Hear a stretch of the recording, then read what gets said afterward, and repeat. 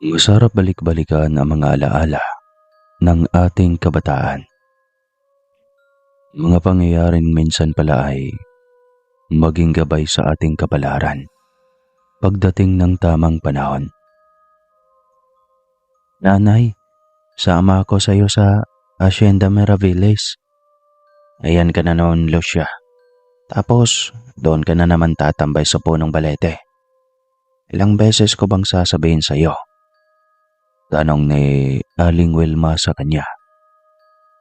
Na hindi sila tao, hindi sila kaori at delikado sila. Nay naman heto ako Bakit pa nila ako pinauwi? Kung masamang nilalang naman pala sila. Mababait sila doon, Nay. Nung isang ang katulong nila doon, pinagtimpla ako ng masarap na juice.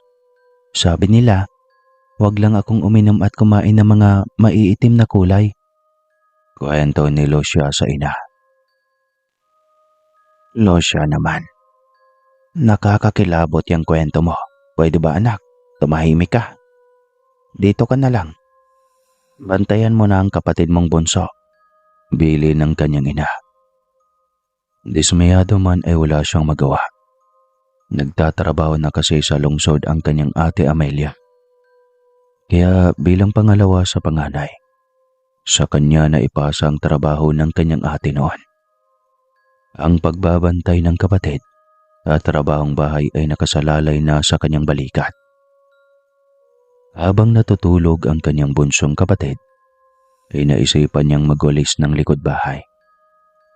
Maraming tuyot na dahon ng mangga at langka, tsaka ng kamyas na siyang mga tanim na punong kahoy sa likod bahay nila.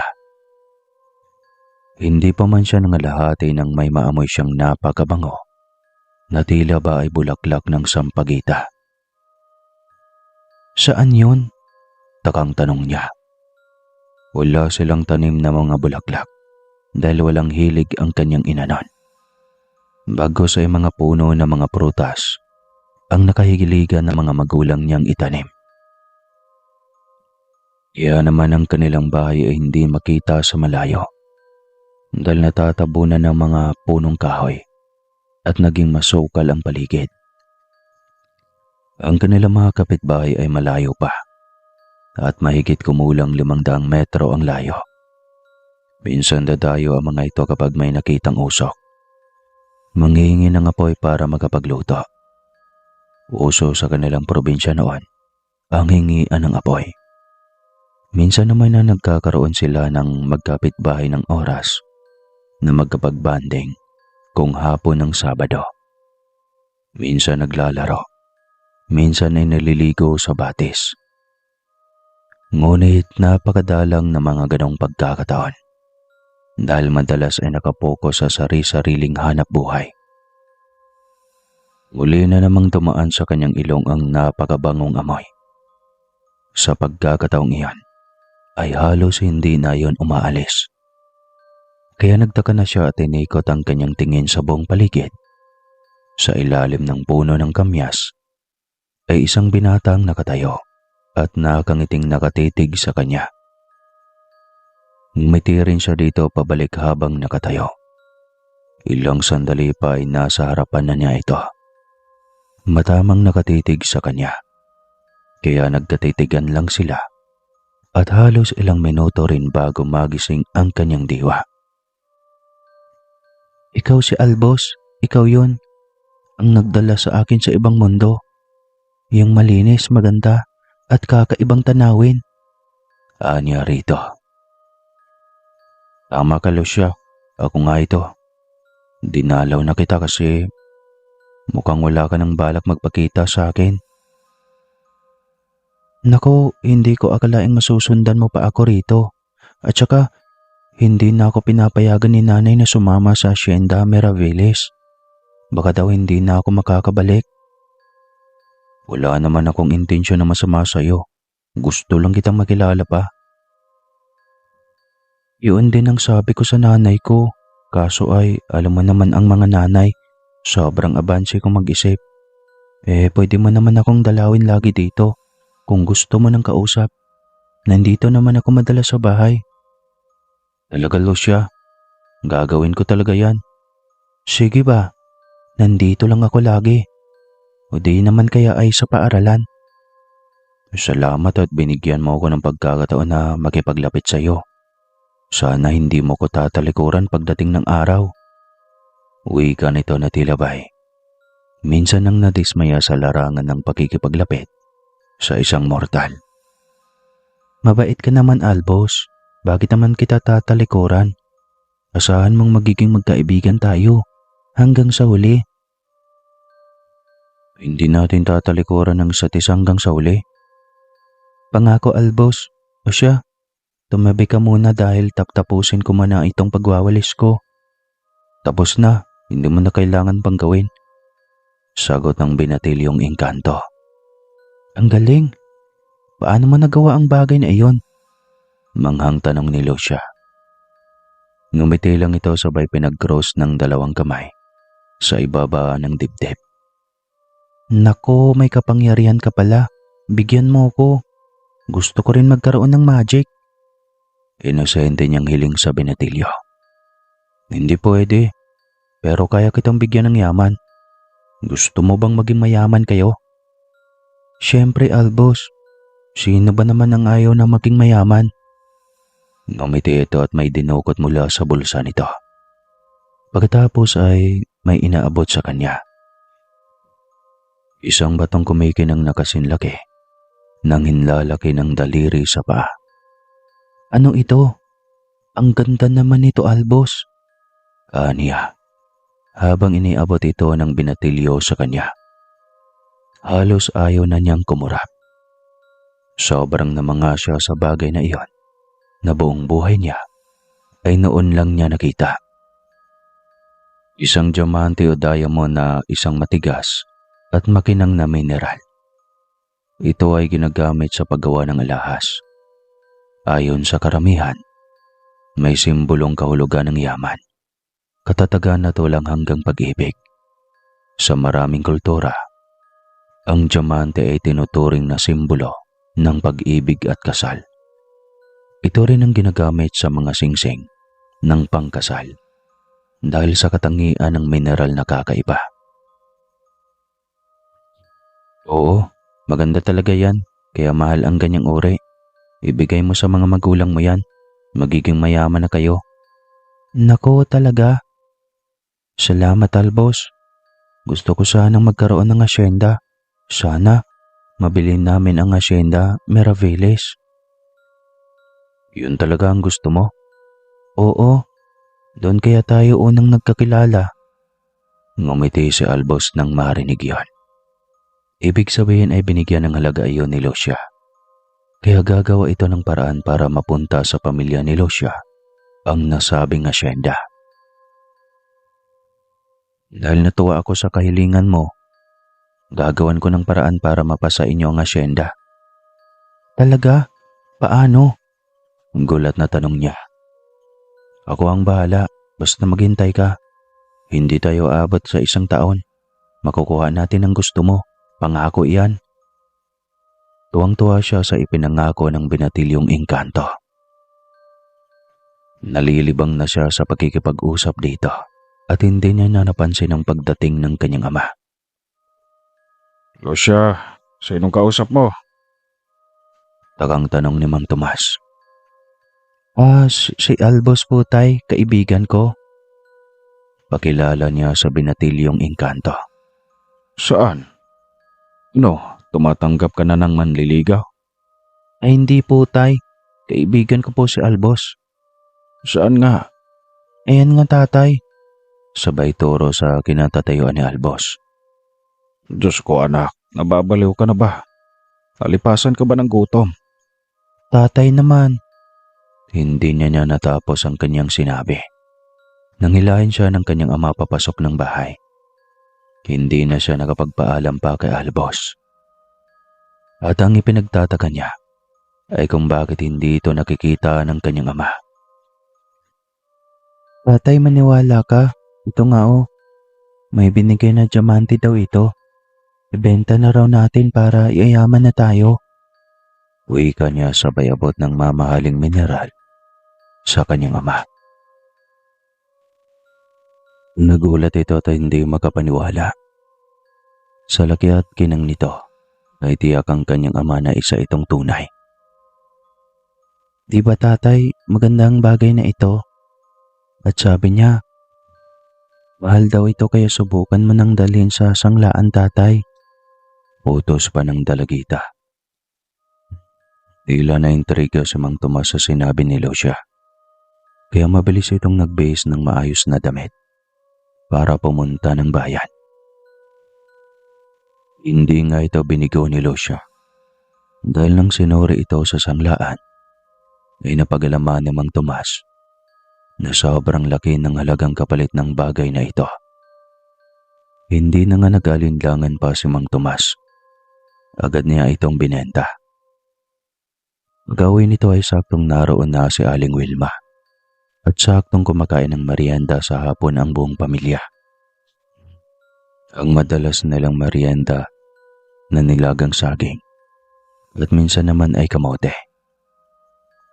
Nagtaka pa si Aling Wilma dahil nakapormada ito at ang daming pinamili. May bagong alporas din itong nakakabit sa likod nito. Abay, saan ka galing? Pagkainam, akala ko ba'y nasa sakahan ikaw? Takang tanong ni Aling Wilma na tumayo pa sa isang silya habang naghihimay ng mga gulay na lulutuing panghapunan. Wilma, may ama na tayo. Bungan nito sabay abot ng mga dalang supot na may lamang ulam. Tinapay at kung ano pa mga pasalubong para sa mga bata. Anong pinagsasabi mo? Nanalo ka ba ng loto? Kailan ka naman tumaya? Bakit hindi ko alam? Tanong ng asawa. Tatay, ano? Naibenta mo ba? Tunay ba yon? Tanong ni Lucia sa ama. Anong tunay? Anong pigsa nagsasabi mong bata ka? Nako ako'y naguguluhan na sa inyo. Wilma, may ibinenta akong isang diamante. Sobrang mahal pala talaga ng ganong bagay. Heto ang bag na suot ko. Napakaraming perang laman ito. Diyos ko, Mang Tomas, pinagloloko mo ba ako? Saan galing yan? Nang hold up ka ng bangko? Tarantang tanong ni Aling Wilma nang makitang napakaraming pera. Nay, hindi nagnakaw ang tatay. Totoong may binenta siyang diamante. Sabi ko naman sa iyo mabait ang kaibigan ko sa Hacienda Mirabeles. Ayaw mo kasi maniwala. Hindi alam ni Aling Wilma kung ano ang magiging reaksyon sa ginawa ng asawa. Tomas naman, bakit mo binenta? Tsaka Lucia naman, bakit ang tigas ng ulo mo? Tumanggap ka pa ng bagay mula sa kanila. Alam mong hindi sila tao. Elemento sila, mga engkanto. At hindi mangyayari na magbibigay sila ng walang kapalit. Sana naintindihan mo ko sa mga sinasabi ko sa iyo. Nababahalang wika ni Aling Wilma. Naku naman si nanay, walang hiningi na kapalit sa albos. Gusto lang niyang mapaganda ang ating buhay. Paliwanag ni Lucia na hindi man lang nakaramdam ng pagkabahala sa mga sinasabi ng ina. Maging si Mang Tomas ay tila nabulaga na rin dahil sa sobrang pagkasabik sa napakaraming pera na hawak nito. Tatay, sakaling ibebenta ang Hacienda Mirabeles ng may-ari, kaya ba nating bilhin? Tanong ni Lucia. Tumahimik ka, Lucia. Mahirap tayo. Hindi natin kakayanin ang bagay na iyan. Saway ni Aling Wilma. Anong hindi? Kayang-kaya nating bilhin, Wilma. Sa dami ng pera na hawak natin. Tsaka, hindi imposible ang bagay na iyan. Lalo na at matanda ng mag-asawa at walang mga anak. Sagot naman ni Mang Tomas. Tanging pagkabahala na lamang ang magagawa ni Aling Wilma. Dati pang hindi naniniwala si Mang Tomas tungkol sa mga elemento. Ngunit pagdating sa pera, ay tila bulag naman ito sa kung ano ang pinagmula ng yaman na hawak nito. Hindi na naglalabada si Aling Wilma. dahil ayaw nang pumayag ni Mang Tomas. Marami na silang pera, kaya hindi niya kailangang magtrabaho. Doña Catalina, napadalaw po kayo? Gulat na tanong ni Aling Wilma. Isang araw ng tila parsurpresang dumalaw ang matandang may-ari ng asyenda, kung saan ito naglalabada. Wilma, nais ko sanang makausap kayong mag-asawa. Bakit po, Doña Catalina? Ang uniko iho naming parmasay sa Canada. Nais na kaming tumira doon para sama-sama na kaming buong pamilya. Nakapagpatayo na rin kasi siya ng clinic doon. Kaya gusto na kaming mag-migrate. Nako, Doña Catalina, ang swerte niyo talaga sa anak-anakan niyo. E di kung ganon, doon na kayo maninirahan habang buhay. Iyon na nga. At ang nais ko sana ibilin ko muna sa pamilya mo ang mansyon. Tsaka yung Hacienda Miraveles. Hindi ko kasi sigurado kung hiyang kaming mag-asawa sa Clema roon. Sakaling hindi namin gusto ang panahon at pumumuhay sa Canada, ay balang araw ay may babalikan pa kami dito sa Pilipinas. Diyos ko naman, Doña Catalina. Sobrang nakakahiya naman po kung kami ang titira sa inyong mansyon. Sige na, Wilma. Para naman tuloy-tuloy ang produksyon ng asyenda. Tsaka hindi mapasukan ng masasamang elemento ang mansyon. Alam mo naman kapag naabandon na ang isang tirahan, di ba? Pinamahayan ng mga elemento. Ay kung ganon, kausapin ko mamaya si Tomas, Doña Catalina. Salamat sa pagkakataong makaranas kaming tumira sa isang marangyang bahay. Ngumiti ang matanda at nagpaalam ng umuwi dahil kailangan pang magligpit ng mga gamit. Nang makauwi sa Mang Tomas, ay kaagad na ibanalita ni Aling Wilma rito ang tungkol sa alok ng Donya. Maging ito ay hindi makapaniwala dahil di hamak na mas may karapatang tumira sa mansyon ang pamangkin ni Don Julio na nakatara sa kabilang baryo lang. Pero bakit tayo? Baka magkakagulo pa at magkakaroon tayo ng kaaway. Hindi ko rin alam ano. Hindi ka ba papayag? Tanong ni Aling Wilma kay Mang Tomas. Iyon ang naabutan ni Lucia na usapan ng kanyang mga magulang. Kaganyang tinanong ang ina. Anong hindi papayag, Nay? Takang tanong niya. Ganitong pinaliwanag ang tungkol sa mansyon. Nako po, tatay. Pumayag ka na po. Gustong gusto ko po ang Hacienda Miraveles. Noon ko pa po pangarap na mabili yan. May pera naman tayo, di ba, tay?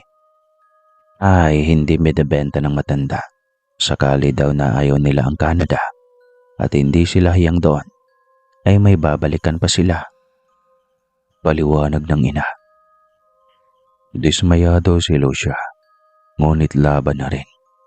Ang mahalaga ay maranasan niyang tumira sa magarang mansyon ng dalawang matanda. Lumang disenyo man iyon, ay walang kalintulad naman sa tibay at unique ng pagkadesenyo. Sa huli ay pumayag si Mang Tomas at isang malaking oportunidad ngayon dahil ito ang magpapalakad ng malawak na tubuhan at niyugan ng mag-asawa. Nang sumunod ay lumipat na agad sila sa mansyon. Kahit naroon pa ang mag-asawa, may 3 araw pa bago ang mga ito lilipat patungong Canada. Mabuti niyang maituro ko sa inyo ang paggamit ng mga dekuryenteng gamit dito sa bahay. Nang sa ganon, ay hindi na kayo mahihirapan. Wika ng Donya. Baka masira namin yan, Doña Catalina. Pwede rin namang itago na lang iyang mga gamit. Nako, hindi. Nasisira lalo ang mga iyan kapag hindi ginagamit. Wika ng Donya. Mabilis din nilang natutunan ang mga kagamitang dekuryente sa bahay ng mag-asawang mayaman na matanda na. Nang maiwan sila sa mansyon, ay sobrang tuwa ni Lucia. Pangarap na ito noon pa man at hindi niya akalaing ganoon lang kabilis natupad. Sobrang bilis rin ang pagbabago ng kanilang buhay. Kailan lang sila halos nagdidildil lang ng asin. Ngayon ay kahit anong gustong ulam ang gustuhin nila ay kanilang mabibili. Isang araw ng Martes, walang pasok sa paaralan ni Lucia dahil holiday. Maging ang mga kapatid niya ay nasa bahay na rin. Samantalang ang kanyang mga magulang ay nagpuntang bayan dahil kailangan ng dagdag na pataba sa kanilang mga tanim na tubo. Naalala niya si Albos. Matagal na itong hindi nagparamdam. Kaya sa pagkakataong iyon ay siya na mismo ang pumunta sa tahanan nito. Sinisiguro muna niyang hindi siya makikita ng kanyang mga kapatid dahil oras na malaman siyang nagpupunta na naman sa ilalim ng punong balete ay tiyak na pagagalitan na naman siya ng kanyang ina. Pagkarating niya sa ilalim ng punong balete, pangalan kaagad ng binatilyo ang kanyang tinawag. Albos, ano ba? Pinagtataguan mo ba ako? Sabi mo, hindi natin kakalimutan ng isa't isa. Hindi ka nga nagpapakita sa akin. Anya rito, habang iniikot ang tingin sa buong paligid. Hanggang sa isang babaeng lumitaw sa kanyang harapan. Sino kang pangas ka? Anong sinisigaw mo dito mismo sa bahay na pag-aari ko? Isa ka ring engkanto. Maaari bang malaman kung nasaan na si Albos? Si Albos? Bakit mo siya hinahanap? At kailan pa nagkaroon ng koneksyon ang anak ko sa iyo? Po, matagal na po. Ayaw niyo po. Ayaw? Alam mo kung bakit? Unang-una, magkaiba ang mundo niyo sa amin. Bawal kayong maging malapit sa isa't isa. Pangalawa, traidor ang mga tao. Minsan na akong nawala ng anak. Nagmahal lang naman siya ng isang mortal. Binigay niya ang lahat sa babaeng iyon. Pero anong ginawa ng pamilya ng babae?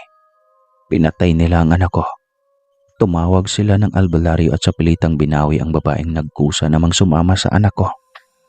Hindi sila nakontento na mabawi lang ang babae na wala naman kaming ginawa.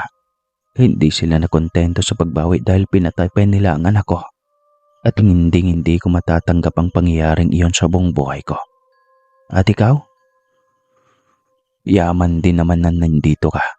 Mabuti na rin sigurong maisama kita sa mga bihag kong mortal. Uwi ka nito kaya nakaramdam siya ng kaba. Wala naman siyang ibang gusto na mga sandaling iyon, kundi ang makausap ang kaibigan. Para niyo na pong awa. Gusto ko lang namang makita at makausap si Albos. Magkaibigan naman po kami. Hindi ako naniniwala. Simula ngayon magiging bihag na kita. Uwi ka nito at ilang saglit pa ay naramdaman na lamang niya na tila may humihigop sa kanya na kung anong parsa mula sa loob ng punong balete. Hindi niya alam kung bakit parang tumagos lamang sa puno ng balete ang kanyang katawan. At ilang saglit pa ay nasa isang malawak na bakuran na siya ng isang mansyon. At hindi siya nag-iisa dahil marami pang naroon at abala sa kanilang mga ginagawa. May bago na namang bihag. Wika ng isang babae na sa tansya niya ay mas matanda sa kanya ng 5 taon. Bakit ka nandito? Tanong ng babae. May nahanap lang naman akong kaibigan. Kaibigan? Oo, hindi ko alam anak pala niya. Sagot niya sa babae. Isang babaeng abala sa ginagawa nito ang napalingon sa kanya at kapwa sila nagulat. Lucia, Matilde, patay ka na? Sambit pa niya. Hindi ako patay. Nandito ako sa mundo ng mga engkanto. Pero bakit? Sa apilitan akong pinakain ni Rena Hespera ng kaning itim. Kaya hindi na ako nakabalik pa. Pinalitan nila ng katawan ng saging ang aking totoong katawan. Kaya ikaw, kahit anong mangyari, huwag na huwag kang kumain ng pagkain nila. Bili nito. Biglang dumating ang engkantada, kaya natahimik sila at naging abala ulit sa kanilang ginagawa. Anong tinutunganga nyo? Magtrabaho kayo. Sigaw nito. Nataranta ang lahat sa kanilang mga ginagawa. Habang si Lucia ay hindi alam kung ano ang kanyang gagawin. Hindi naman niya alam kung paano ang ginagawa ng mga bihag na naroon. Tila ba sinasala ang mga pinong ginto at nilalagay sa isang banga. Ilang saglit pa ay tinawag na siya ng reyna. Inutos nito na sumunod siya rito patungo sa isang parte ng mansyon. Hanggang sa marating nila ang isang mahalagang mesa na puno ng pagkain. May mga itim at may mga puti rin. Puno ng mga sari-saring prutas. Walang ibang naroon. Marahil ay hindi pa dumating ang mga inimbitahan nito. Lumapit ka rito. Bakit ka nakatunganga dyan? Galit na wika nito. Kamahalan, dito na lang po ako. Nakakahiya sa magiging bisita mo. Wala akong bisita. Ikaw ang bisita ko ngayon. Nag-iisa ka at pasalamat ka dahil hindi kita ginawang katulad sa mga bihag ko. Napakunot ang kanyang noo at hindi makuha ang ibig sabihin ng engkantada. Bilisan mo na. Umupo ka rito sa harap ng mesa. Wika ulit nito. Ako po, uupo sa napakaraming pagkain na nakain. Ikaw nga, sino ba ang ibang kausap ko dito? Pero kamahalan, nakakahiya sa'yo. Umupo ka. Huwag mong sinasayang ang oras ko. Patakbo siyang lumapit sa mahabang mesa at umupo nang makitang galit at nanlilisik ang mga mata ng engkantada. Napatitig siya sa napakaraming pagkaing nakahain sa mesa. May mga lechon, kanin, mga prutas. Ang ibang patay ay kulay itim at hindi niya alam kung pusit lang ba iyon o ano. Pero hindi niya maintindihan kung bakit sa dami ng pagkain na nakahain sa kanyang harapan ay tila hindi naman siya natatakam. Hindi siya nagugutom at wala siyang interes sa mga pagkain naroon. Sige, pumili ka ng gusto mong kainin. Kumain ka ng marami. Lahat iyan ay nakahain para sa'yo. Nalula ang kanyang mga mata sa gulat. Paano niya makain ng ganong karaming pagkain? Isang putay pa nga lang. Hirap na yata siyang maubos ang kalahati. Ito ba ang parusa ng ina ni Albo sa pagkipaglapit ko sa kanya? Tanong niya sa kanyang isipan. Kumain ka na. Sigaw ng reyna, kaya nataranta siya sa gulat. Ngunit wala siyang nais galawin sa mga nakahain sa mesa. Ayaw niyang kumain kaya tinignan niya ang engkantada. Kamahalan, Umpisa niya subalit sa pagkakataong iyan ay napakilala na ito. Reyna Andarta. Kanina pa kapangalan ng kamahalan. Ako si Reyna Andarta. Pero iba ang pangalan ko sa mga bihag ko na walang silbi. Reyna Andarta, pasensya na, pero hindi po ako kakain. Hindi kakain? Pagkatapos kong mag-effort para sa'yo, hindi maaari. Itinaas nito ang kamay at hindi niya alam kung ano ang gagawin nito sa kanya. Ipinikit na lamang niya ang kanyang mga mata at naghihintay sa kanyang kaparusahan nang biglang may nagsalita. Ina, huwag mong gawin yan. Saway ng isang pamilyar na boses. Nang buksan niya ang kanyang mga mata, ay saktong nagtama ang kanilang mga paningin ng binatang engkanto. Kung nagulat siya ay mas nagulat ito. Albos? Lucia? Halos sabay nilang tawag sa isa't isa. Inang Reyna, binihag mo ba si Lucia sa kaharian natin? Pero bakit ina? Ang dami mo nang naging bihag, ang dami mo nang naging biktima. Bakit hindi mo titigilan ang mga mortal? Tanong ni Albos sa ina. Namatay ang Kuya Kalipso mo dahil sa mga mortal na babaeng iyan. Ngayon anong gusto mo? Nahayaan na lang na walang makukuha ang hustisya para sa kuya mo. Hindi ako papayag. Galit na wika nito. Ina, matagal na panahon na iyon. Kailangan mong tanggapin na wala na ang kapatid ko. Patawarin mo na sila. Pakawalan mo na ang mga bihag mo. Albos, Hindi na sila makakauwi sa kanilang mundo. nakalimutan mo na ba? Kumain na sila ng kaning itim. Kaya dito na sila sa ating mundo na babagay at mamumuhay ng matagal. Nang marinig iyon ni Lucia, ay napatitig siya sa mga pagkaing itim na nasa kanyang harapan. Ibig sabihin ay totoo ang mga naririnig niya tungkol sa mga pagkaing itim.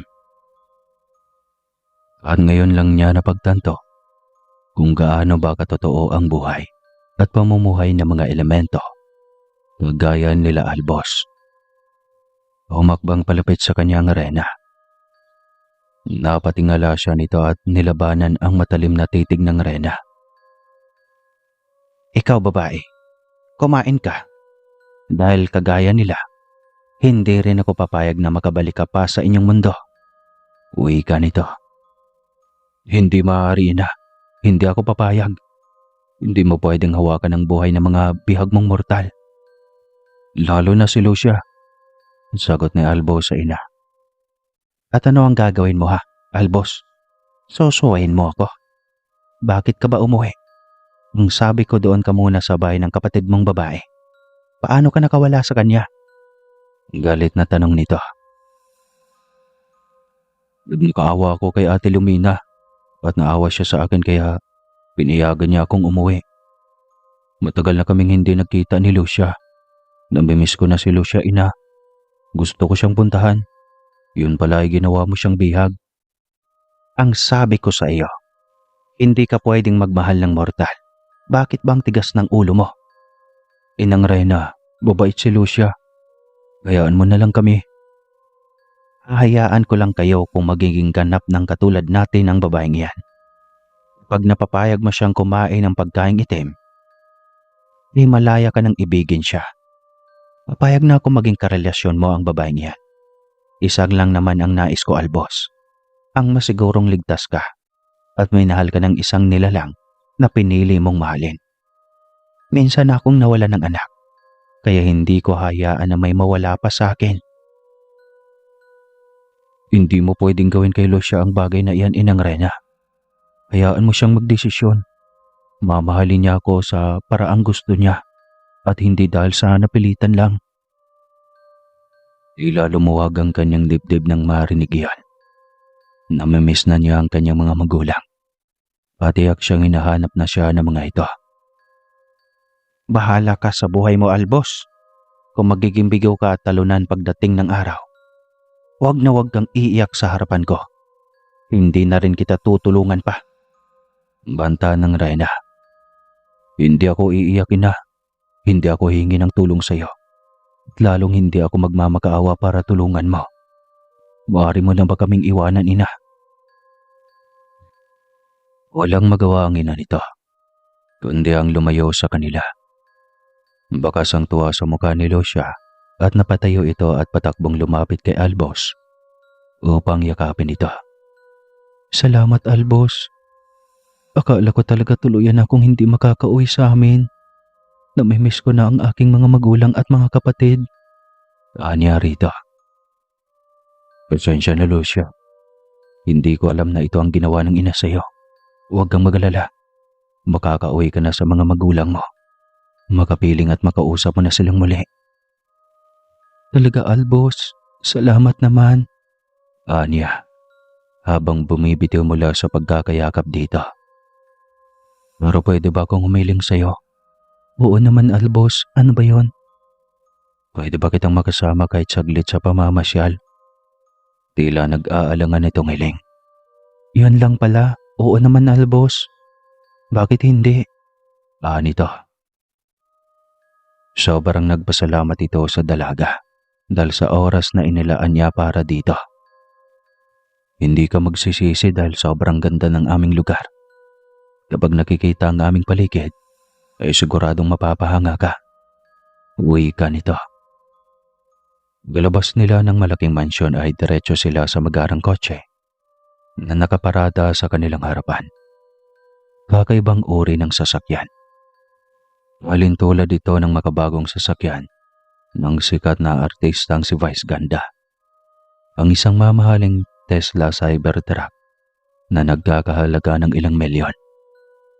Buong buhay ni Lucia ay hindi siya makapaniwala na makakasakay siya ng ganong uri ng sasakyan at makakaikot sa tila malaparaisong lugar ni Adan at Eva. Anong uri ba ng lugar ang mayroon kayo? Wala man lang kahit kaunting basura. Samantalang sa amin, paggising sa umaga, ang unang bubungad sa harapan ng bakuran ay mga dumi ng hayop. Dumi ng pusa, aso, at kalabaw pa sa likod bahay. Tsaka kahit isang supot wala akong may makita dito. Walang ganun dito. Walang dindahan ng mga pagkaing pampaikli ng buhay. Dahil ang aming pagkain ay galing sa kalikasan. At itim na mahika. Ang mga itim na pagkain na nakain sa mesa namin ay gawa sa mahika. Samantalang ang hindi ay mula sa kalikasan. Walang nagtitinda ng isda at karne dito. Kami mismo ang nanguhuli. Sakaling gusto namin kumain. Mahabang kwento ng binatang engkanto. Ganito pala kaganda ang lugar na ito. Idagdag pa ang katamtamang lamig ng klima. Masayang wika niya. Hanggang sa isang grupo ng mga nilalang ang kanilang nadaanan. Mga tikbalang yun na tila ba ay nagtitipon-tipon at may mahalagang diskusyon. Anong ginagawa ng mga iyan? Tanong niya sa binatang engkanto. May mahalagang misyon malamang. Hindi kaya ay naghahandang manalakay sa ibang kaharian. Formal na sagot ni Albo sa kanya. Noon lang din niya nalaman na ang mga kagaya nitong elemento ay wala ring pagkakaisa. May mga digmaang nagaganap din sa mga nilalang na ito, lalo na ang agawan ng teritoryo. Nang marating nila ang syudad ay mas lalong namanghasilo siya dahil puro naglalakihan at nagtataas ang gusali ang kanyang nakita. Sobrang nagliliwanag. At tila bang maging ang mga refleksyon ng mga ilaw ay parang nagliliwanag ng mga ginto. Ganito kaganda ang lungsod nyo? Tanong niya. Oo. Sabi ko naman sa iyo maaliw ka dito. Dadalhin kita sa isang bar na nagbebenta ng iba't ibang uri ng mamahaling wine. Naku Albos, baka malasing ako niyan. Huwag kang magalala.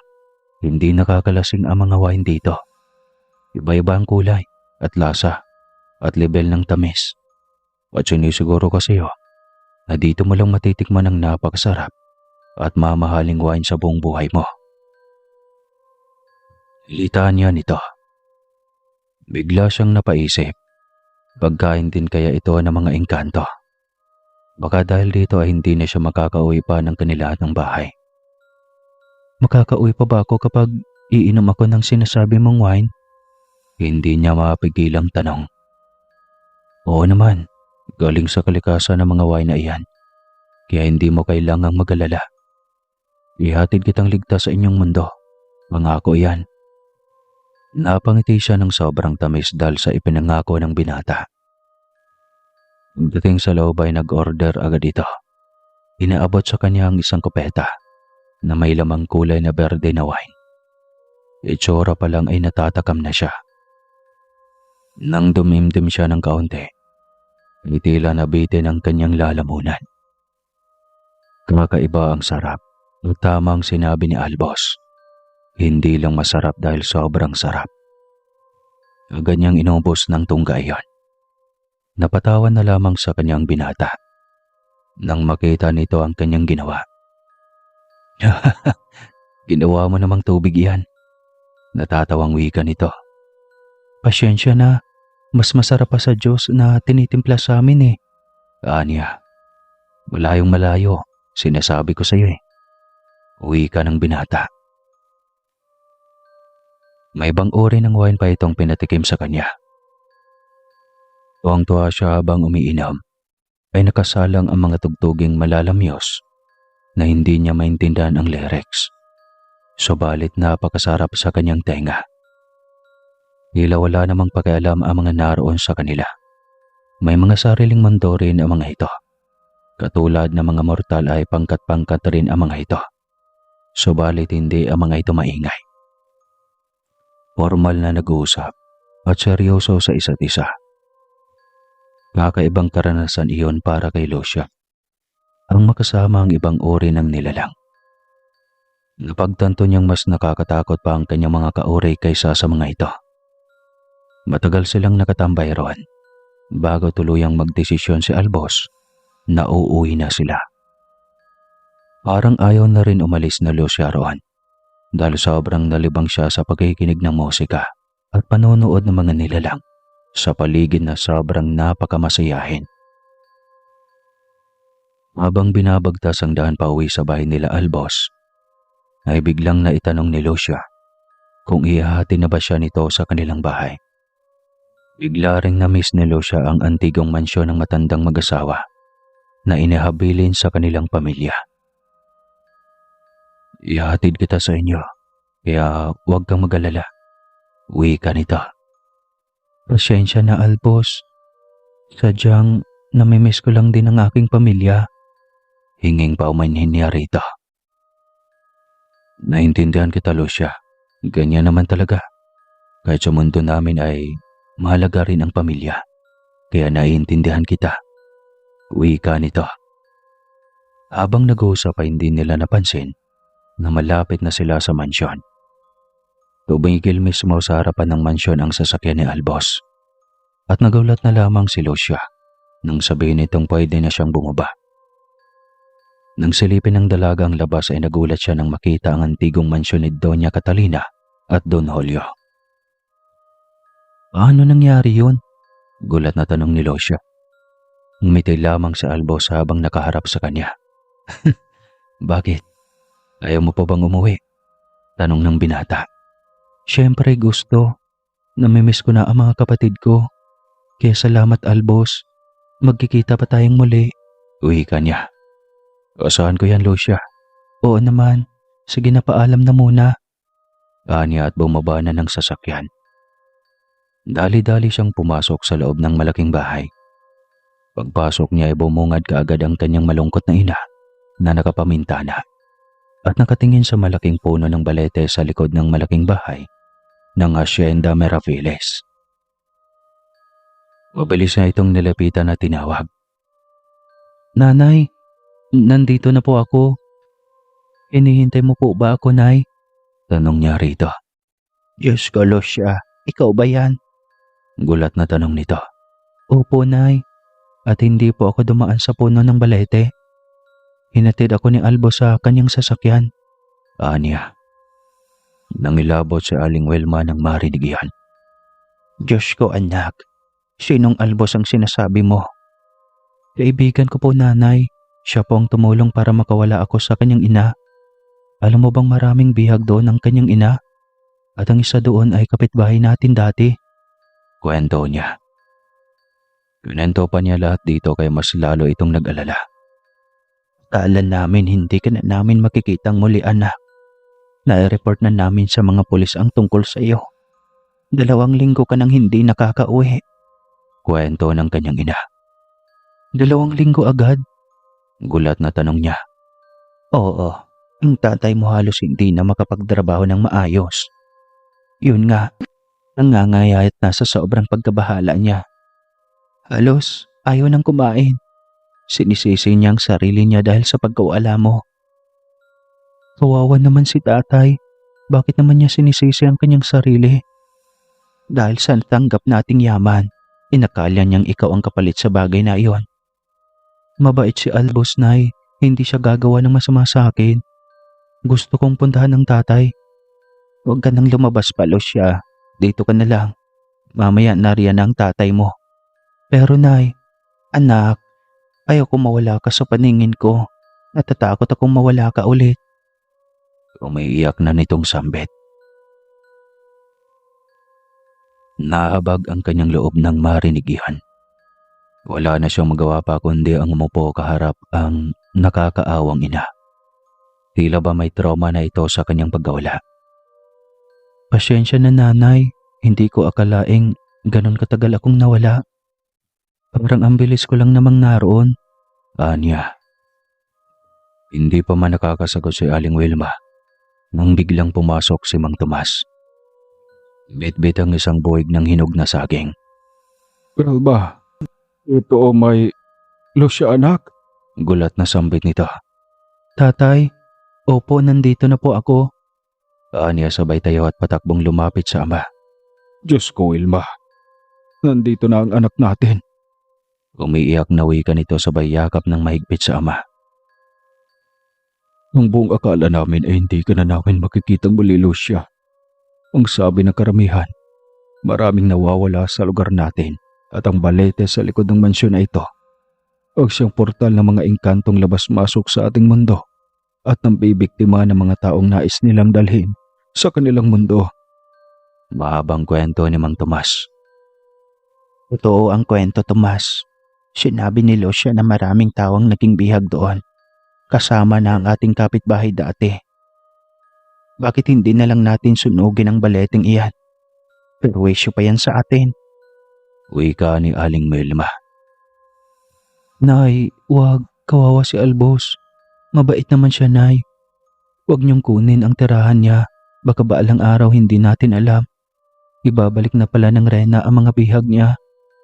Galit lang naman siya sa mga tao dahil ang anak niya ay pinatay ng albularyong umiibig sa isang mortal. Kwento ni Lucia. Hindi sila mabait, Lucia. Mga toso ang mga kagaya nila. Hindi totoo yun, inay. Nasaksihan ko dahil doon ako galing. Namumuhay sila ng tahimik ayon sa paraan ng pamumuhay na mayroon sila. Sa wari ko ay hindi naman sila masama kung hindi sila naabuso. Kaya nakikiusap ako sa inyo, Nay. Tay, huwag niyong putulin ang puno ng balete. Dahil iyan ang mahalagang marka ng Hacienda Miraveles. Nakikiusap ako sa inyo, Nay. Pagsusumamo niya sa ina at ama. Wala mga itong magawa kundi ang pagbigyan ito. Basta, hindi ka na muling mawawala pa. Ayaw na naming mangyari ulit ang bagay na ito. Bili ng kanyang ina. Pangako, Nay, hindi na mauulit ito. Kung mamamasyal man ako, babalik ako agad para hindi na kayo mag-aalala. Pangako niya sa kanyang ina. Malaking handaan ang ginawa dahil sa muling pagbabalik ni Lucia. Lahat ng mga trabahante ng asyenda, mga malapit na kapitbahay, lahat ay imbitado. 3 malalaking baboy ang kinatay. Marami ang panauhin at maraming handaan. Lahat ay masaya dahil umuwing ligtas si Lucia. Lahat din ng mga bisita ay alam kung ano ang nangyari sa kanya. Dahil doon ay lumaganap sa buong baryo ang tungkol sa balete ng Hacienda Miraveles. Dahil doon ay iniiwasan na ng mga taong nasabing balete. Ngunit si Lucia ay laging iyon ang naging tambayan. At tila nasanay na rin ang mag-asawang Mang Tomas at Aling Wilma. Sa tuwing hahanapin nila ang dalaga ay naroon ito at minsan ay naaabutan nila itong tila may kausap. Isang tanghali ay dumating ang pamangkin ni Don Julio at Doña Catalina. Ibit-bit itong sulat at ayon dito ay binebenta na ang mansyon at ang buong asyenda. Sobrang tuwa ni Lucia nang marinig iyan. Tay, bilhin mo na. Marami tayong pera, hindi ba? Hiling ni Lucia. Nagustuhan rin ng mag-asawa ang lugar. Lumaki rin ang kanilang kita dahil naging sunod-sunod ang masagana nilang ani. Bilhin na natin, Wilma. Maraming kababaryo natin ang ating matutulungang magkaroon ng trabaho. At kita dito. Sayang kung sa iba pa mapunta. Wika rin ni Mang Tomas. Maging ang mga kapatid ni Lucia na nagdadalaga at nagbibinata na ay sobrang natuwa rin ng malamang pagmamay-ari na nila ang mansyon at buong lupain. Muli na naman nila yung ipinagdiwang.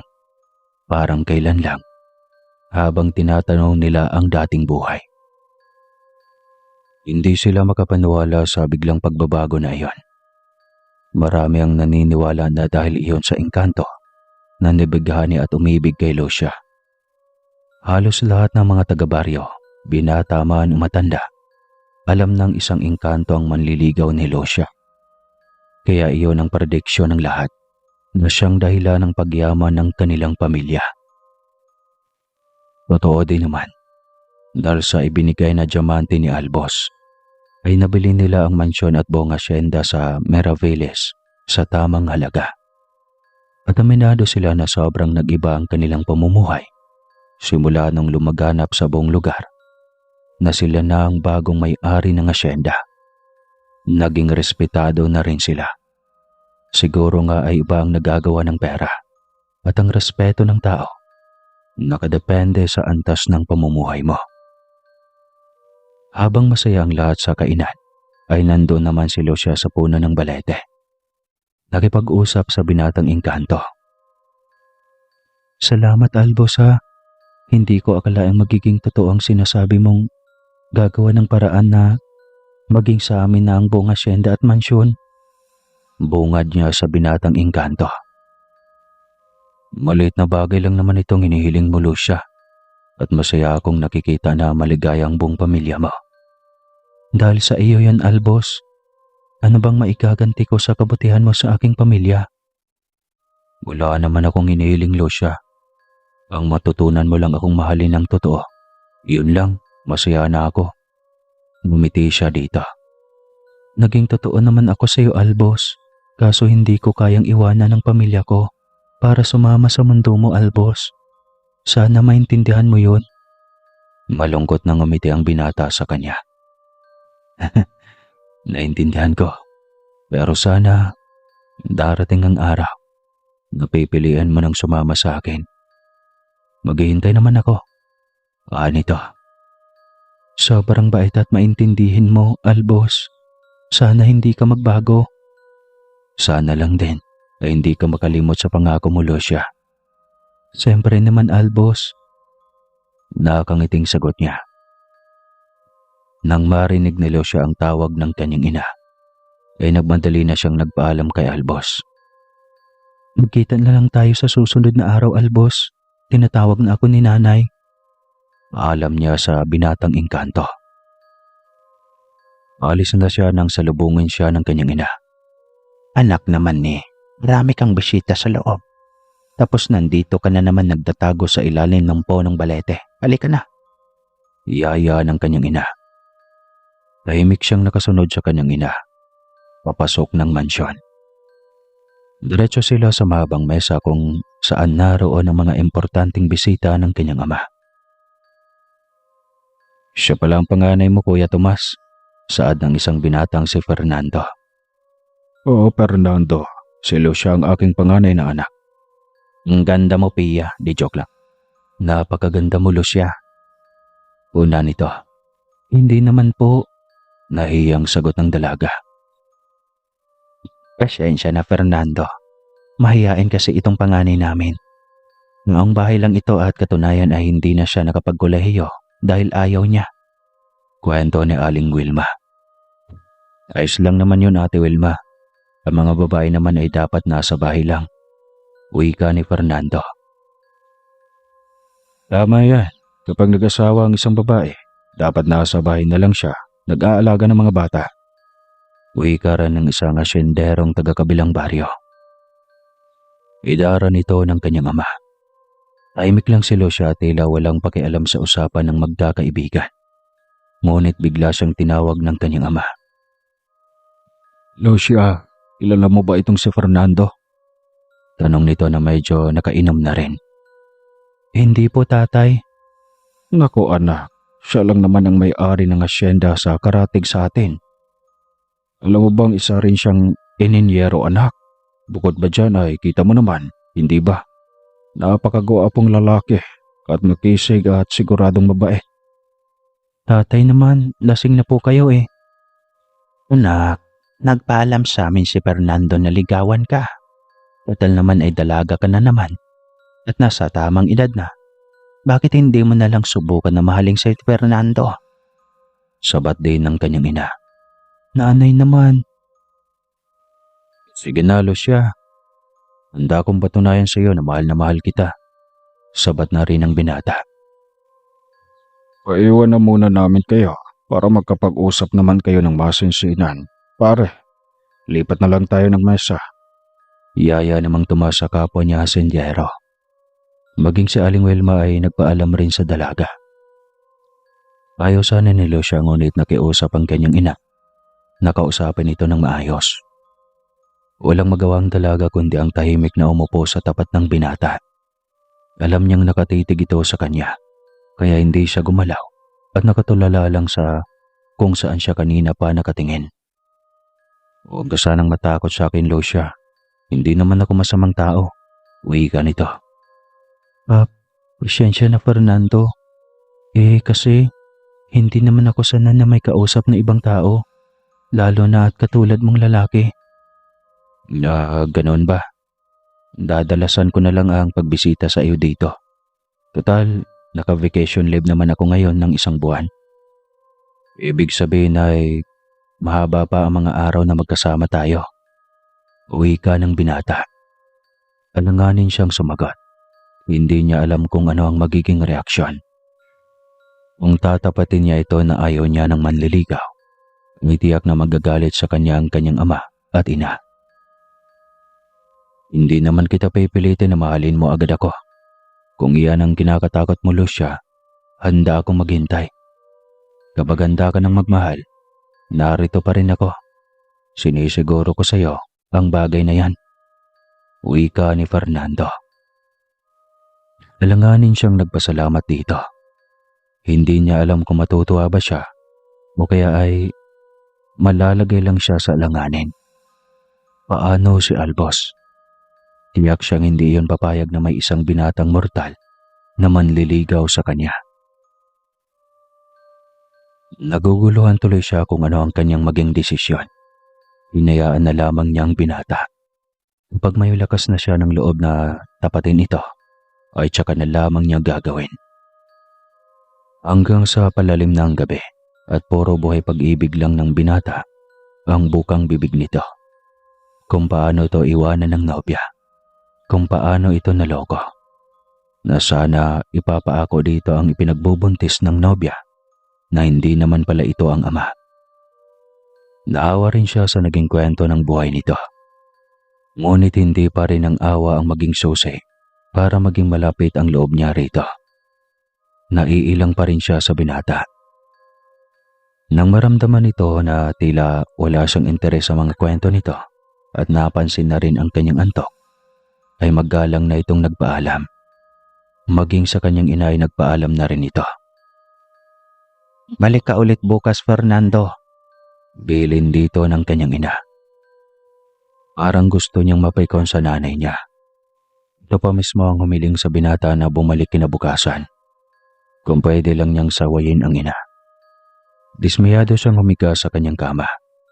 Iniisip niya ang pakiramdam ni Albos. Oras na makita nitong may kasama siyang ibang lalaki. Naisip niyang pagtaguan lagi si Fernando. Ngunit tiyak siyang pagagalitan siya ng kanyang ama.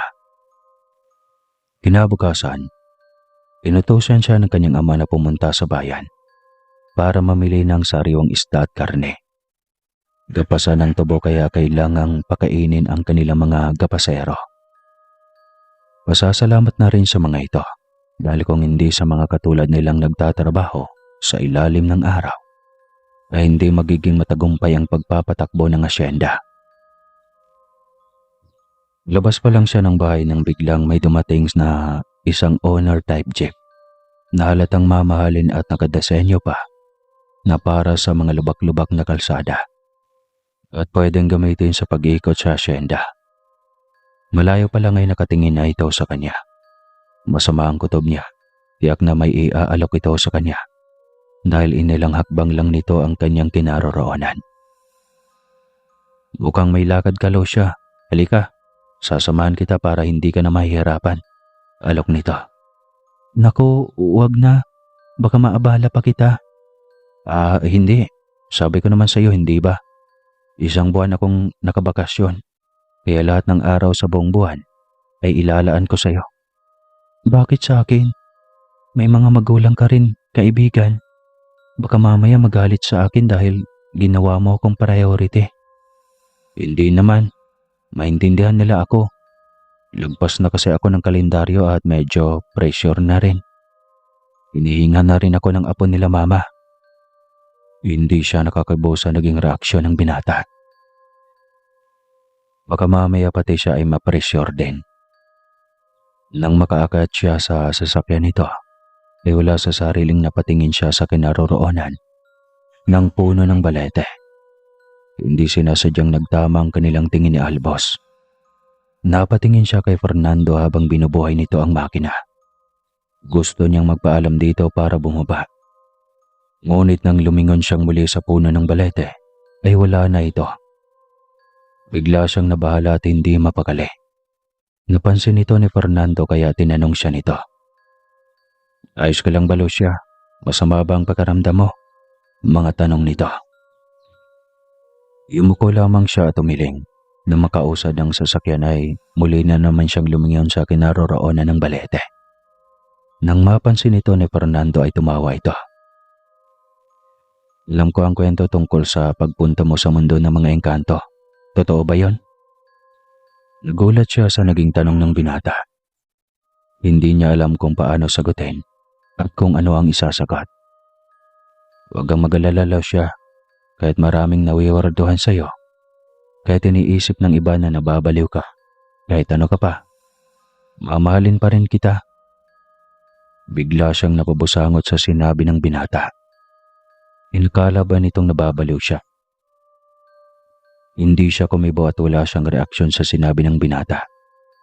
Ang iniisip niya ay kung ano ang naging reaksyon ni Albos nang makita siya nitong may kasamang ibang lalaki. Nagmadali siya na makarating sa bayan upang makabalik na agad. Gusto niya makausap si Albos at maipaliwanag dito na walang ibig sabihin ng pagsama niya sa binatang mortal. Sa bayan ay hindi niya inasahan na maraming kakilala si Fernando. Para itong magpapatakbo ng pagiging konsehal. Dahil kaliwat kanan ang may tumatawag dito.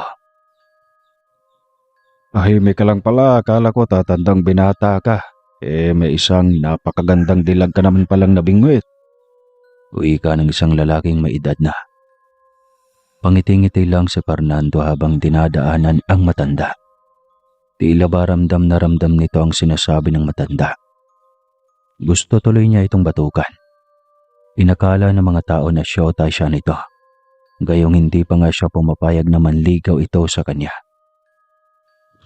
Mas malapit ang loob niya kay Albos dahil mahabang panahon ng pagiging magkaibigan nila ng binata. Nang pauwi na ay hindi pa rin niya pinansin ng binata. Tahimik siyang nakatingin diretso sa harapan ng kalsada. Napansin ni Fernando na tila dismayado siya kaya humingi ito ng dispensa. Nahihiya lang kasi akong aminin na hindi tayo magsyota pa. Sa edad ko kasing ito, ay malamang mapagkamalan akong bakla kung sasabihin kong hindi pa kita syota. Sana maintindihan mo ako, Lucia. Paliwanag nito. Napabantong hininga na lamang siya. Galit ka talaga sa akin ano? Tanong ulit nito. Hindi naman, yun lang naman. Nagsisinungaling niya. Ngumiti ito at nagpasalamat. Pagkatapos ay patuloy na itong nagmamaneho. Ilang sandali pa ay nagsimula na rin itong magkwento tungkol sa buhay nito noon. Mataman lamang siyang nakikinig. Tungkol naman iyon sa buhay nito noong kabataan. Hindi niya inasahan na mas malala pa pala sa kanilang paghihirap ang pinagdadaanan nito. Minsan na itong natulog katabi ang baboy dahil sa parusa ng stepmother nito. 7 taon na ito nang mamatay ang ina.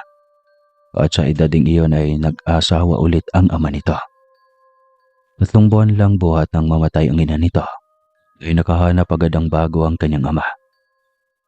Ngunit ang simulang iyon pala ang magdadala sa binata sa kalbaryong buhay. Nakapagtapos ito sa sariling pagsisikap, nakabili ng mga lupain, sasakyan at bahay.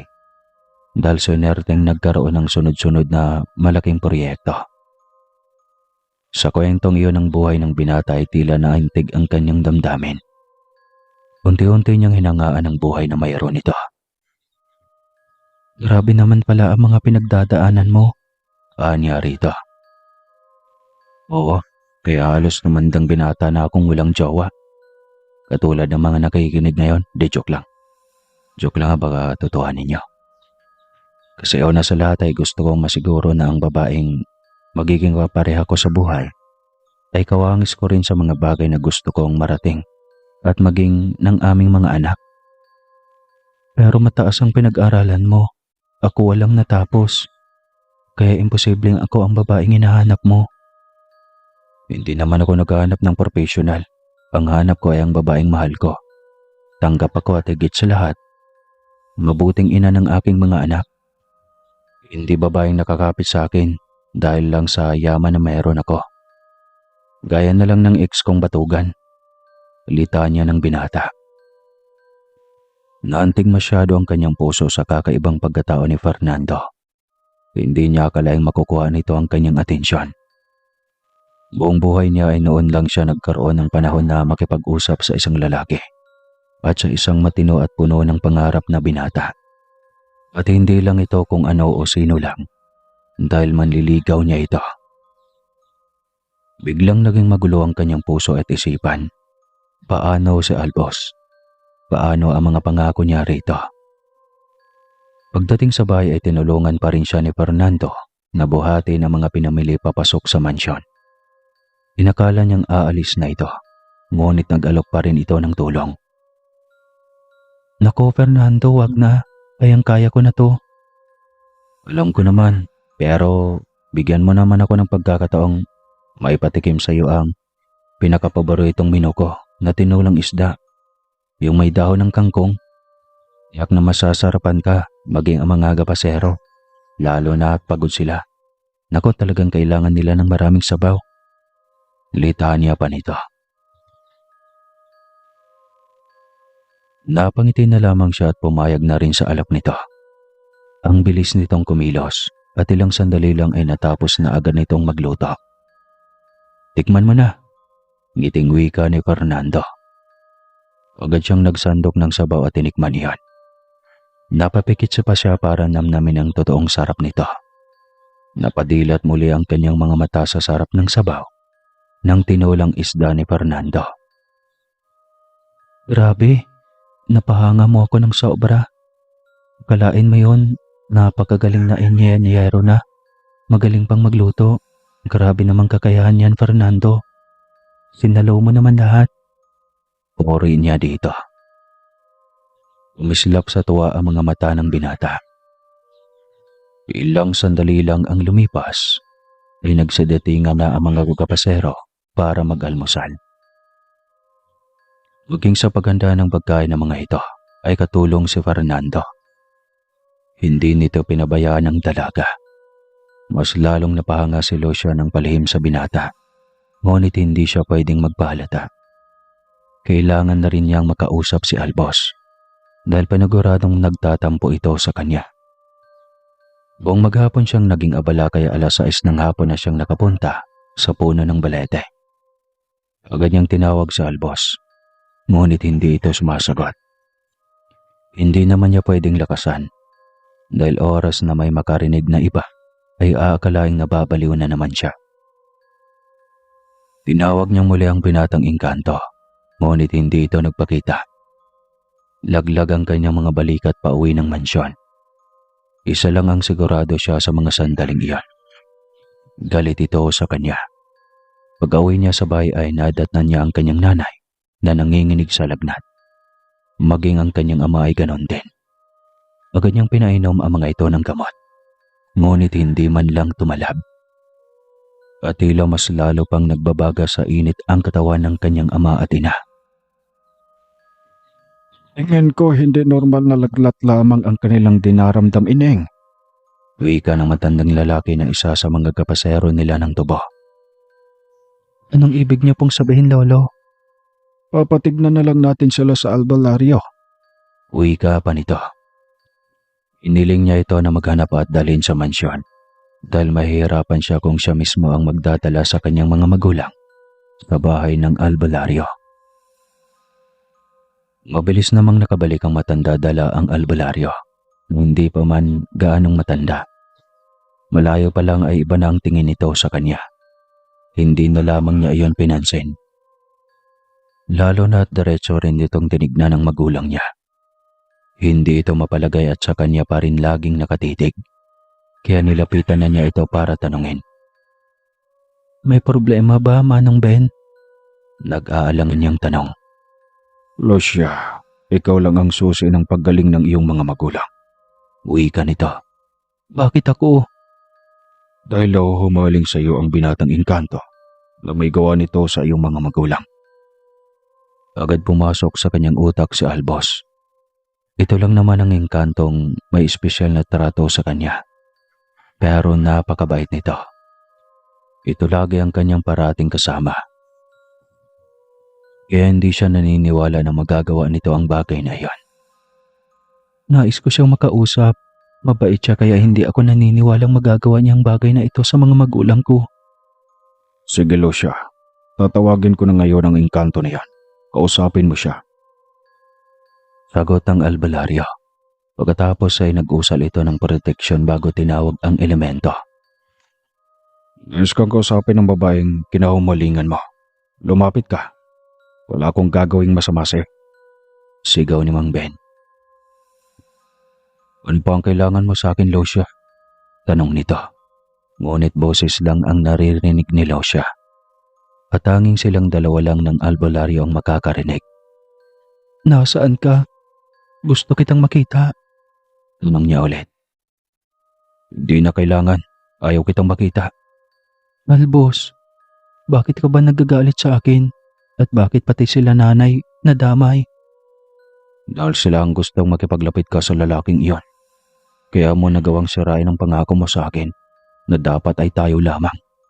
Kaya dapat lang na mamatay ang mga magulang mo at ang lalaking iyon. Galit na wika nito. Kinilabutan si Lucia nang marinig iyon mula kay Albos. Hindi ko akalaing katulad ka rin ng iyong ina. Dahil katulad ka rin ng ibang babae, pinaasa mo ako. Ngayon ay sinira mo. Wala akong sinirang pangako, Albos. Sadyang lumabas lang ang tunay mong kulay. Kung ganito ka sa mga magulang ko, paumanhin. Subalit kailangan kitang pagbayarin. Alam mo kung gaano kahalaga sa akin ang aking pamilya. Hindi na ito sumagot, kaya ipinaubaya na ito kay Mang Ben ang kaparusahan nito. Hindi. Huwag. Sakit. Huwag. Sigaw ni Albos ng sambitin ni Mang Ben, ang pinakamalakas na panalangin Latin laban sa mga elemento. Kunin mo ang sakit na ibinigay mo sa mag-asawa o ako pa ang magpapagaling sa kanila. Pero ibabalik ko sa katawan mo ang lahat ng ginawa mo sa kanila. Tanong ni Mang Ben. Hindi mo ko matatakot. Tao ka lang. Sigaw nito at tumawa pa ng malutong. Nakiusap, Albos. Tigilan mo na yan. Sigaw ni Lucia. Wala nang atrasan pa. Hindi rin naman darating ang araw na ako ang pipiliin mo, di ba? Dahil sila lang ang mahalaga sa'yo. Walang patutunguhan ang paghihintay ko sa'yo. Tama si ina. Pareho-pareho kayong lahat. Dahil sa narinig ay hindi na pinatagal pa ni Mang Ben ang pakikipag-usap dito. Kailangan na nitong tapusin ang kasamaan bago pa nito matuluyan ang mga magulang ni Lucia. Muli itong naghuhumiyaw sa sakit, subalit hindi yon alintana ni Mang Ben. Kapag ganitong elemento na matigas ang ulo, ay hindi na niya bibigyan pa ng pagkakataan. Pasensya na, Lucia. Kahit mahalaga sa buhay mo ang elementong ito, ay kailangan kong tapusin. Dahil ito rin ang sisira ng buhay ng iyong pamilya. Kaya bago pa man nito magawa ang masamang balak na iyon, ay uunahan ko na. Kaya nasa sa iyo ang desisyon. Mamili ka, ang lalaking ito o ang mga magulang mo. Uwi ka nito. Pipiliin ko ang pamilya ko. Ilang saglit pa isang napakalakas na hiyaw ang umalingaw-ngaw sa buong mansyon. na tanging sila ni Mang Ben lang ang nakakarinig. Sobrang lakas ng hampas ng hangin at halos dumapa na sa lupa ang mga tubong hindi pa nagapas sa tabi ng punong balete.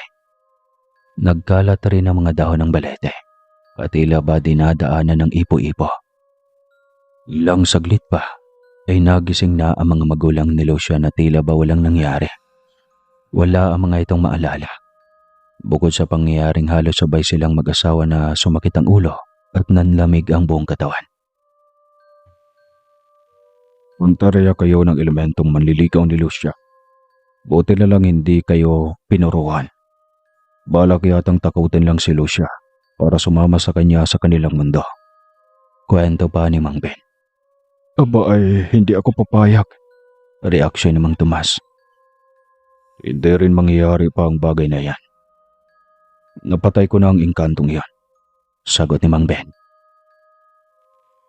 Halatang nasaktan si Lucia sa nangyari sa kanyang manliligaw na engkanto.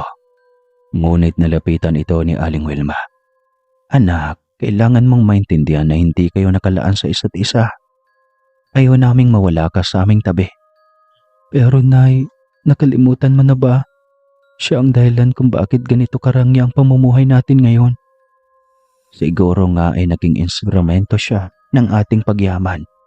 Pero hindi ibig sabihin na kayong dalawa ang tinadhana na dahil malabong mangyari ang ganyang bagay. Maliwanag pa rin ni Aling Wilma. Hindi na lamang siya umimik. Nabukasan, nabalitaan na lang nila na isinugod ng ospital si Fernando. Parehong oras nang mangyari ang pag-atake ng elemento sa kanyang mga magulang. Agad pumasok sa utak ni Mang Tomas na posibleng si Albos pa rin ang may gawa. Nang mabalitaan ito ni Lucia ay ganun din ang pumasok sa utak niya. Kailangang puntahan si Fernando sa ospital. Kailangan niya magamot ni Mang Ben. Hindi doktor ang magpapagaling sa kanya. Wika ni Lucia. Tama anak. Kaya puntahan niyo ni Mang Ben si Fernando bago pa may masamang mangyari sa kanya. Nag-aalalang wika ni Mang Tomas. Agad nilang sinundo si Mang Ben sa bahay nito para dalhin sa ospital. Nanghihina at pagod pa ito dahil sa ginawa nitong pakikipaglaban kahapon. Ngunit hindi ito tumanggi ng hilingin ni Lucia. Nasamahan siya nito sa ospital. Pagdating doon ay mahimbing ang tulog ng binata, nakadextrose, at ang sabi ng nurse na nagbabantay ay halos hindi na bumababa ang lagnat ng binata. Nang tignan ni Mang Ben kung ano ang dahilan, ay nagulat ito. Dahil kagagawan pa rin iyon ni Albos. Ang sabi mo, Mang Ben, napatay mo na si Albos? Tanong ni Lucia. Oo, pero nauna niyang ginawa ang bagay na ito kay Fernando. Ngunit huwag kang mag-alala. Madali na lang gamutin si Fernando dahil patay na ang may gawa nito. Pagkatapos nga ng maikling panalangin, ay nagising ang binata. At nagtaka rin ito nang matagpuan ang sarili sa ospital. Agad itong nag-request ng billing dahil gusto na nitong lumabas. Nang suriin ito ng doktor ay maayos na ito, kaya pinayagan na agad na makalabas. Salamat sa inyo, Lucia. Kung hindi pa pala kayo dumating ay mananatili lang akong nakaratay sa ospital ng ilang araw. Wika ni Fernando sa dalaga nang pauwi na sila. Naku, walang anuman. Kasalanan ko rin naman. Paanong kasalanan mo? Si Albos kasi ang may gawa nito sa'yo, ang manliligaw kong engkanto. Anya. Kwento niya rito ang lahat. Napangiti na lang si Fernando dahil malakas ang kutob nito na mas lalakas pa ang pag-asa nitong makapasok sa buhay ni Lucia. Bakit nakangiti ka lang? Tanong ng dalaga. Masaya lang ako. Masaya ka pa gayong malapit ka ng mapahamak? Kasi alam ko sa pagkawala ni Albo sa buhay mo, ay mas lalakas pang pag-asa kong makapasok sa buhay mo. Ngumiti siya rito na tila ba kinikilig ng kaunti. Bakit kaunti lang? Buong buhay niya ay noon lang niya naranasan ang bagay na iyon. Hindi niya akalaing may isang taong tila magpapasigla ng kanyang puso. Tiyanakol. Malayong malayo sa nararamdaman niya noong si Albos, ang madalas siyang kasama at kausap. Marahil ay isang kaibigan lang ang turing niya sa binatang engkanto. Wala siyang espesyal na damdamin para dito. Ngunit binigyan niya iyon ng kahulugan, mas lalo na ni Albos. Ngayon ay handa na siyang tanggapin na wala na si Albos at hindi ang mga kagaya nito ang nakatadhana para sa katulad niyang mortal. Marahil ay naging instrumento lamang ang binatang engkanto para tamasain ng kanyang buong angkan ang marangyang buhay. Pupunta ako mamaya sa bahay niyo ha, maaari ba? Hiling ni Fernando kay Lucia. Ngayon pa ba ako hindi? Anya. Napangiti lalo ang binata. Salamat, Lucia. Walang anuman, Fernando. Naantig kasi ako sa kwento ng buhay mo kaya mas lalong nakuha mo ang atensyon ko. Ang mga katulad mong may ganong karanasan, ang alam kong seryoso sa buhay. Ihanda akong sumugal ng pagmamahal sa iyo pagdating ng araw. Sobrang saya ni Fernando nang marinig iyon. Ngayon ay hindi na ito tatandang binata pa. Mabubuo na nito ang pangarap na isang masayang pamilya. Makalipas ang isang buwan, balik sa trabaho si Fernando. Ngunit bigla itong nag-resign. Hanggang sa makalipas muli ang ilang buwan, binabalik-balikan na niya si Lucia. At dito ay naging magkasintahan sila hanggang sa nag-alok ng kasalang binata at pumayag naman ang dalaga. Matapos ang kanilang kasal ay dinala na ni Fernando si Lucia sa pamamahay nito at nag-focus sila bilang mga asyendero at asyendera. Paminsan-minsan ay dumadalaw din sila sa dating mansyon na Hacienda Miraveles. Hanggang dito na lang po ang kwentong ito kasi pawala ng boses ko dahil sa kakainom ng kape. Wakas!